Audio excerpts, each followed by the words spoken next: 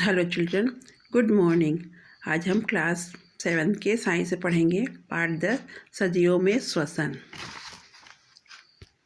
सबसे पहले हम देखेंगे कि श्वसन क्या है।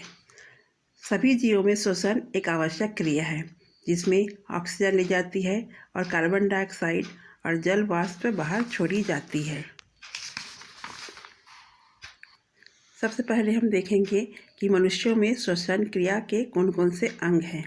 मनुष्यों में श्वसन अंग है नासाद्वार, श्वसन नलिका, श्वसनी, फेफड़े तथा वायु को श्वसन अंग है। अब हम देखेंगे कि मनुष्य में श्वसन क्रिया किस प्रकार से होता है। मनुष्य नाक के द्वारा श्वसन लेते हैं और छोड़ते हैं। नाक की गुहा एक पट्टी द्वारा 2 भागों में बटी होती है। प्रत्येक भाग में एक नसिका छिद्र होता है। नसिका क्षेत्र में श्लेष्मा व छोटे छोटे बाल दिखाई देते हैं। अब देखेंगे कि उनके कार्य क्या होते हैं। ऑक्सीजन युक्त वायु नसिका गुहा से होती हुई श्वास नली में जाती है। आगे जाकर श्वसन नली 2 भागों में बढ़ जाती है जिसे श्वसनी कहते हैं। फेफड़े एक गुहा में स्थित होते हैं जिसे वक्ष गुहा कहते हैं। हमने देखा है जैसे मधुमक्खी का छत्ता देखा है जिसमें अनेक कोष होते हैं, ठीक उसी प्रकार फेफड़ों में भी अनेक कोष पाए जाते हैं जिसे वायु कोष कहते हैं। इनकी दीवारें पतली झिल्ली की बनी होती है जिसे पतली पतली रक्त वाहिनियाँ होती है। श्वसनी की अंतिम सिरे इन्हीं वायु कोषों में खुलते हैं। फेफड़े के नीचे एक मांसल पट पाया जाता है जिसे डायफ्राम कहते हैं। जब हम सांस लेते हैं तब वक्ष ऊपर उठता है तथा डायफ्राम नीचे होता है और फेफड़े फैल जाते हैं। फेफड़ों में वायु का दाब कम हो जाता है तथा ऑक्सीजन युक्त वायु फेफड़ों में पहुंचती है। इसे अंतः श्वसन कहते हैं। सांस छोड़ते समय वक्ष नीचे जाता है और डायफ्राम ऊपर उठता जाता है।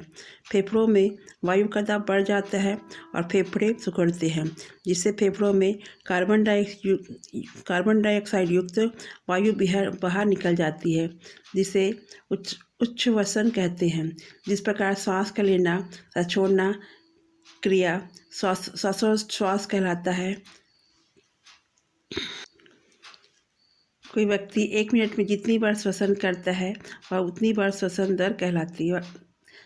जब ऑक्सीजन युक्त वायु फेफड़ों के वायु कोष में पहुँचती है तब रक्त द्वारा ऑक्सीजन ले जाती है तथा पूरे शरीर की कोशिकाओं में पहुंचा देती है। कोशिकाओं में पहुंचकर ऑक्सीजन शर्करा से क्रिया करती है जिससे कार्बन डाइऑक्साइड, जल वाष्प व ऊर्जा उत्पन्न होती है। इस प्रकार ऊर्जा विशेष अणुओं में संचित हो जाती है। शर्करा तथा ऑक्सीजन क्रिया करके कार्बन डाइऑक्साइड, जल वाष्प और ऊर्जा बनाती है।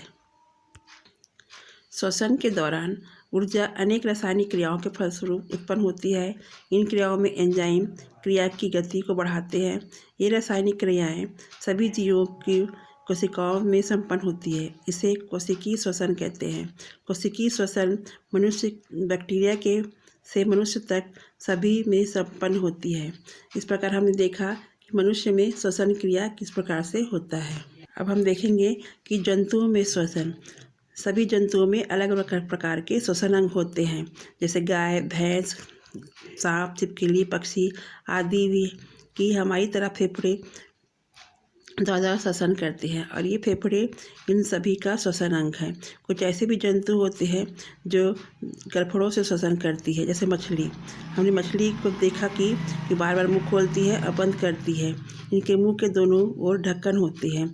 इन ढक्कनों के भीतर लाल गड़फड़े दिखाई देते हैं। ये मछली के श्वसन अंग हैं। मछली के मुंह के भीतर आया पानी जब इनसे बाहर जाता है तब पानी में घुली ऑक्सीजन रक्त में मिल जाती है और कार्बन डाइऑक्साइड पानी में छोड़ दी जाती है। इस प्रकार तितली, चड्डा, मच्छर आदि के श्वसन अंग है। श्वसन नली जैसे एक कोषीय जीव जैसे अमीबा, हाइड्रा, इनका श्वसन अंग है शरीर की सतह तथा केंचुए का श्वसन अंग है नम त्वचा तथा मेंढक का श्वसन अंग है फेफड़ा और त्वचा।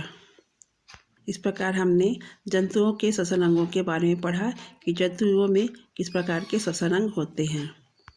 इस प्रकार हमने मनुष्य और जंतुओं के श्वसन अंगों के बारे में सीखा। Thank you.